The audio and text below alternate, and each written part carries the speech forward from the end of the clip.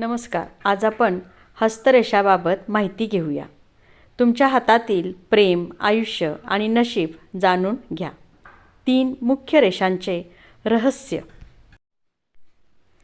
हस्तरेषा अभ्यासण्यासाठी आपण काही मूलभूत पायऱ्यांचा अभ्यास करणार आहोत. यामध्ये प्रथम आपल्याला प्रबळ हात निवडायचा आहे की ज्याच्यावरून आपण हस्तरेषा अभ्यासणार आहोत. महिलांसाठी डावा हात म्हणजे नैसर्गिकरित्या डावा हात आणि पुरुषांसाठी उजवा हात प्रबळ म्हणून वाचला जातो. मात्र दोन्ही हात अभ्यासणे अधिक चांगले मानले जाते. आता आपण हातावरील मुख्य रेषांचा अभ्यास करूया, म्हणजे रेषा ओळखूया. पहिली रेषा आहे जीवन रेषा. त्याला आयुष्य रेषासुद्धा म्हटले जाते. जीवन रेषा ही अंगठ्याच्या आणि तर्जनीच्या मधून सुरू होऊन मनगटाकडे जाणारी रेषा आहे. याच्यामधून आपल्याला आपले आरोग्य आणि चैतन्य समजते. दुसरी रेषा आहे ती हृदय रेषा.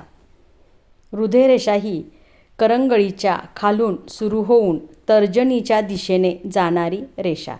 यातून व्यक्तीच्या बद्दलचे प्रेम, तिच्या मनात असणाऱ्या भावना याबद्दलची माहिती मिळते. या पुढची रेषा आहे मस्तक रेषा. हृदय रेषेच्या खाली सुरू होऊन तळहाताच्या मधून जाणारी रेषा म्हणजे मस्तक रेषा होय. यावरून व्यक्तीची बुद्धिमत्ता आणि मानसिकता समजते. यानंतर भाग्यरेषा, यालाच शनी रेषासुद्धा म्हणतात. मनगटापासून मधल्या बोटाखालील शनी पर्वताकडे जाणारी रेषा म्हणजे भाग्यरेषा होय. यातून आपल्याला आपले करिअर आणि नशीब याबद्दलची माहिती मिळते. आता आपण रेषांचा अभ्यास करूया. खोली आणि स्पष्टता. रेषा जितकी खोल आणि स्पष्ट असेल तितकी ती गोष्ट प्रभावी मानली जाते.